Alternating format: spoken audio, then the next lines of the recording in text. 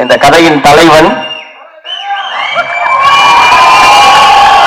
ரொம்ப அழகான கொடூரமான குழந்தை அண்ணன் ஜெயக்குமார் அவர்கள் வேலைக்கு வருமாறு அன்போடு அழைக்கிறேன். வாங்க வாங்க, சீக்கிரம் வாங்க. நீங்க தான் வாங்க. ப்ரிப்பேர் பண்ணதெல்லாம் மறந்துருங்க. இப்ப என்ன வருதோ அதை மட்டும்.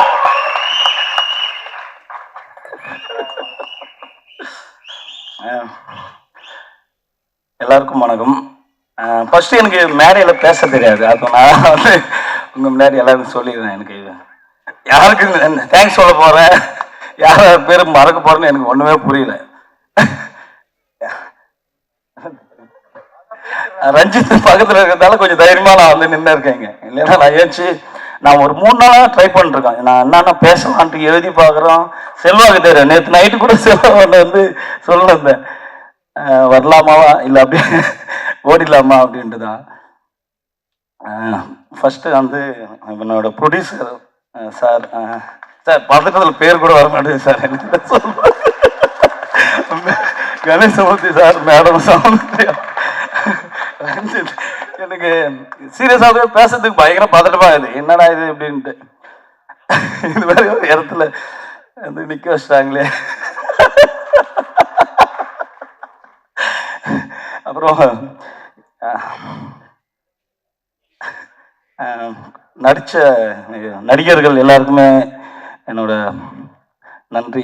ஏன்னா என்னை அட்ஜஸ்ட் பண்ணு ஒரு இடத்துல ஒர்க் பண்ணுறது இருக்குல்ல, அது ரொம்ப கஷ்டமாக இருந்தது. அப்புறம் தமிழுக்கு தெரியும், எனக்கு தமிழ் கேமராமேன். நான் இடையில எனக்கு யாராவது தோணுதோ அப்படியே சொல்லிடுறேன் நான். ஓகேங்களா, உங்களை பார்க்குறப்ப அந்த ஞாபகம் வரும். எனக்கு கோரிலாம் வந்து பேச முடியல, ஆனால் நான் பேசுகிறேன். இப்போ அறிவு பார்த்தோன்னா அறிவு பற்றி பேசணும்னு தோணுது, ஆனால் பாதியில் அறிவு பற்றி மறந்துடுவேன் நான். இது ஆடியோ லான்ச்ன்றதால நான் ஃபர்ஸ்ட் கோவிந்த் பதரை பற்றி பேசலாம் அப்படின்னு நினைக்கிறேன். எனக்கு எப்படின்னா பயங்கர சப்போர்ட். அவர் இல்லைன்னா என்னால் வந்து இந்த படத்தை வந்து முன்னாடியே வந்து தெரிவிக்கிறாரு, இப்படி ஒரு படம் இருக்கு அப்படின்ட்டு ஒரு பாடல் மூலிமா. அவர் உண்மையாகவே அவர் ஒரு இந்த ரயிலின் ஒலிக்கல்ல எக்ஸ்ட்ரா ஒன்று பண்ணி கொடுத்தாரு. இதை வைக்கலாமா புதார் அப்படின்னு, எனக்கு வானா புதார் அப்படின்னு. அவர் எவ்வளோனா அவ்வளோ வந்து ஒரு முதல் பட டைரக்டர் வந்து இந்த மாதிரி ஒரு மியூசிஷியன் கூட ஒர்க் பண்ணுறது இருக்குல்ல, எனக்கு எதுவும் தெரியாது, உண்மையாக எதுவும் தெரியாது தான். ஆனால் நான் அவர்கிட்ட போய் சொல்லுவேன், பதார் எனக்கு இன்னும் கொஞ்சம் நல்லா வேணும் பதார். இதோ சொல்லி கொடுத்தது யாருன்னு சொல்லிடணும், அது ரஞ்சித் தான். நீ ஒரு 10 வாட்டி கேள்றா, உனக்கு பிடிக்கலன்னு வானான்னு சொல்றது. அது வந்து ரஞ்சித் தான் எனக்கு சொல்லி கொடுத்தது. ஆக்சுவலாக இது எல்லாமே எனக்கு ரஞ்சித் தான் எனக்கு சொல்லி கொடுத்தது. ஓகே, கொஞ்சம் எமோஷனல் ஆகி இதுவாகிடும்னு பயந்துட்டு அங்கெங்க பார்த்துன்னே இருக்கிறதான்னு. அப்புறம் தினகர் இருக்கான், மேடை ஏற்றி பேச வைக்கணும்னு ஆசை தான். தினகர், சுரேஷ் அண்ணா, கிஷோர் தோர், ஆனந்த் அண்ணா அங்கே உட்காந்து இருக்காரு, லெனின் பாரதி தோர், செல்வா தோர் வந்திருக்காங்க, அப்புறம் அதியன் இருக்கான்,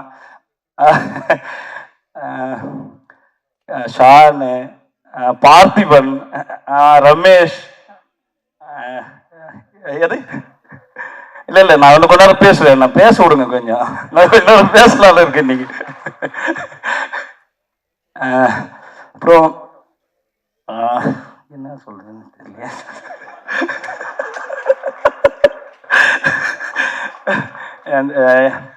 எனக்கு அந்த சினிமாவோட இயங்குற விஷயம் எனக்கு பயங்கர இன்ட்ரெஸ்டா இருந்துச்சு. அதுக்கு இன்பில்டா நிறைய பேர் உழைக்கிறாங்க, அவ்வளோ தொழிலாளர்கள் வந்து இருக்காங்க. நான் ஃபர்ஸ்ட் எங்க பாக்குறேன், அட்டகத்தியில பாக்குறேன். நான் அவ்வளோ பேர் டெக்னீஷியன்ஸா அவ்வளோ பேர் இருக்காங்க. அது உள்ள ஒரு பெரிய வேர்ல்டே வந்து இயங்குது. அவ்வளோ பேர் உழைக்கிறாங்க, நம்மளுக்கு அவசியம் வெயில்ல நிக்கிறாங்க. நம்ம இது என்ன ஆகும்லாம் தெரியாது. அவங்க கூட எப்படி கம்யூனிகேட் பண்ண நான் ஃபர்ஸ்ட் போய் அவங்கள தேங்க்ஸ் சொல்லுவேன். எனக்கு உங்களால முதல் படத்தில் போய் ஒர்க் பண்ணுறப்பே நான் ஆரம்பிச்சேன்னு நினைக்கிறேன். எல்லா டெக்னீஷியன்ஸ் இருக்காங்கல்ல, மற்ற இந்த சாப்பாடு எடுத்துன்னு வந்து கொடுப்பாங்க, ப்ரொடக்ஷன் சைடில் லைட்மேன்ஸு, இவங்கெல்லாம் பார்த்தா அவ்வளோ பெரிய வெயிட்டு.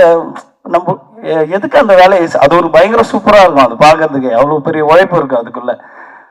அது நல்லா இருக்கும். ஒரு சினிமா என்னன்னா, ஒரு படம் பார்த்தேன்னா அழுதுருவேன் நான். என்னால் ஒரு படம் பார்த்து அழ முடியும், ரொம்ப ஈஸியாக அழுதுருவேன் நான். அவ்வளோ எமோஷனலான ஒரு இதுதான். என்ன படம் இருந்தாலும் ஏதாவது அழகு சீன் வந்து அழுதுருவோம், அப்படிதான் இருக்குது நம்மளுக்கு. அப்போ அந்த படம் எவ்வளோ முக்கியமானது, நம்ம எப்படி அது நம்மளுக்கு கூட கம்யூனிகேட் பண்ணுறதுன்றது இருக்குல்ல, அது ரொம்ப அது ரொம்ப முக்கியம் அப்படின்னு தான் நினைக்கிறேன். எனக்கு திரும்ப ஏதோ நிறைய பேசணும்னு வந்து மைண்டுக்குள்ள அவ்வளோ இருக்கு. என்னால் கொஞ்சமாக பேச முடியுது. இதில் யாரை பற்றி எங்கே பேசுறதுன்னு தெரியல.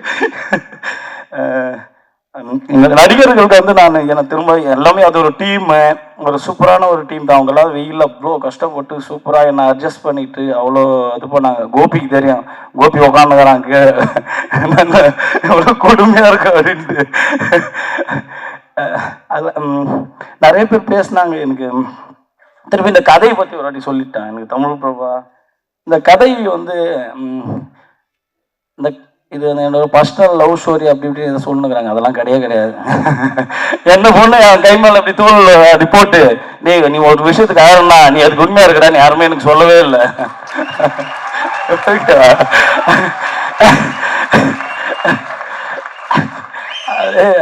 அது எனக்குள்ள இருக்கும். ரஞ்சித் தான் திரும்ப நான் ரஞ்சித் கிட்ட தான் மறுபடியும் அங்க போய் நின்னுடணும் அப்படின்னு தோணும். ஒரு கதை எழுதுறப்போ அதுக்குள்ள அந்த கேரக்டருக்குள்ள நான் போயிட்டு அதுவா நான் மாறி அந்த ஒரு லேண்ட்ஸ்கேப்பை ஒரு கலையை எதுக்கு யூஸ் பண்ணணும் அப்படின்றது இருக்குல்ல, அதுதான். அது மாதிரி எங்க லைஃப் பத்தி ரஞ்சித் நம்ம லைஃப் சூப்பரா, நம்ம லைஃப் இருக்குல்ல அப்படின்னு. லைஃப்னா அப்ப லைஃப்குள்ள என்ன இருக்குன்னு தேடணும் அப்படின்றதான். அதுக்கு நான் எப்படி எழுதுன்னு தமிழ் பார்க்கணும் பயங்கரமா தெரியும். ஒரு 4 வரி பச்சான்னு வச்சுக்கன்னா என்ன இவ்வளவு கெட்ட வார்த்தையா இருக்குதுன்னு அப்படி வந்து சொல்லுவாரு. அதை வந்து அழகா ஷேப் பண்ணாரு எனக்கு அவரு. ரகு, அப்புறம் வந்து ஏகன் கூட எல்லாம் நான் பேச மாட்டேன், சண்டை போட்டு என்னடா நீ வரமாட்டேங்கிறியா அப்படின்ட்டு. ஆனா சூப்பரா ஒர்க் பண்ணி கொடுத்தான். அப்படியே அந்த அரக்கோணம் மக்களோட அந்த இது வந்து செம்ம சூப்பரா இது பண்ணுது. அறிவு கூட வந்து நான் வந்து எழுதுறதை விட நாங்கள் நிறைய பேசிட்டு இருப்போம், எக்கச்சக்கமா பேசிட்டு நடந்துட்டு அவ்வளோ அது வந்து ஜாலியா இருக்கும். ரகு தேங்க்ஸ். அறிவு பயங்கர சப்போர்ட் எனக்கு. கோவிந்த் பத்ரும் அறிவும் தான் வந்து எனக்கு வந்து என்ன பயங்கர கம்ஃபர்ட்டா வச்சுப்பாங்க. எனக்கு அவ்வளோ சந்தோஷமா இருக்கும் அவங்க கூட இருக்குது. ஓகேங்களா? அப்புறம் ரகுக்கு சொல்லணும், மற்ற போதும் இல்லை. அப்புறம் 25ஆம் தேதி படம் ரிலீஸ் ஆக போகுது. அதை பாருங்க, எப்படி இருக்குன்னு சொல்லுங்க. ஒரே ஒரு விஷயம், எனக்கு எங்க அப்பா மேல வந்து பார்த்துனுக்கிற மாதிரி எனக்கு ஒரு ஃபீல் இருக்கு. அவருக்கு பயங்கரமா சினிமா பிடிக்கும். நான் அவரை பயங்கரமா மிஸ் பண்றேன். நான் அவர் வந்து நடிக்கிறதுக்கு ஆசைப்பட்ட ஒருத்தர். அவரு எங்க அம்மா இருக்காங்க, என் மனைவி இருக்காங்க, என்னை நம்பி எவ்வளோ எங்க அண்ணங்க.